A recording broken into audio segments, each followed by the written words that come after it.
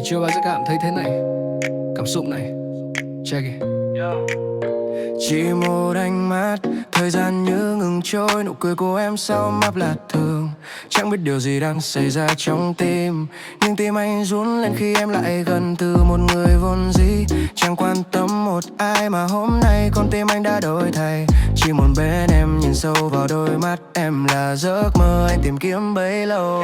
Là tình yêu hay chỉ là say đắm, nhưng anh không quan tâm, anh chấp nhận để trái tim này trôi theo em. Cảm xúc này, ôi cảm xúc này anh dành cho em, sâu đậm hơn ngàn lời nói. Lòng bỗng cô đơn khi vắng em.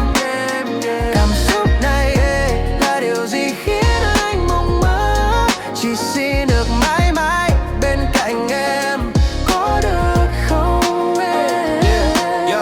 Anh không phải là người nói lời hòa mỹ, nhưng hành động của anh sẽ chứng minh cái vibe của em làm anh rung động. Muốn em là của riêng anh, không phải nói đùa đâu, no cap. Anh đang nói thật đầy tim anh đập, R&B flow này là hip hop. Muốn stop thời gian lại không để em đi đâu. This real right here man, it's real.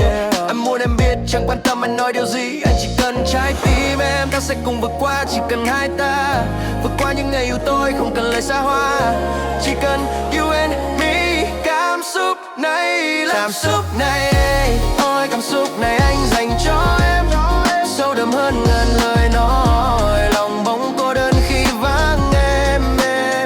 Cảm xúc này là điều gì khiến anh mộng mơ, chỉ xin được mãi mãi bên cạnh em, có được không em? Có thể được không em?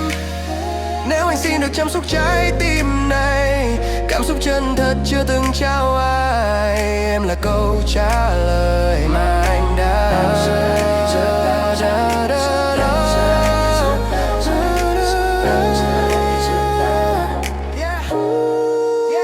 cảm xúc này, ôi cảm xúc này anh dành cho em, sâu đậm hơn ngàn lời nói. Lòng bỗng cô đơn khi vắng em.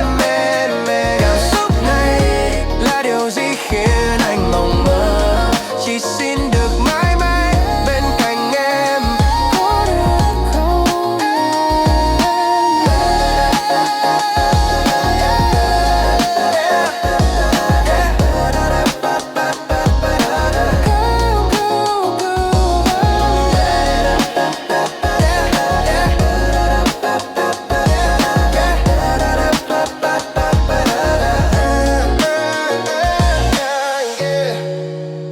có được không em? Cảm xúc này, anh yêu em.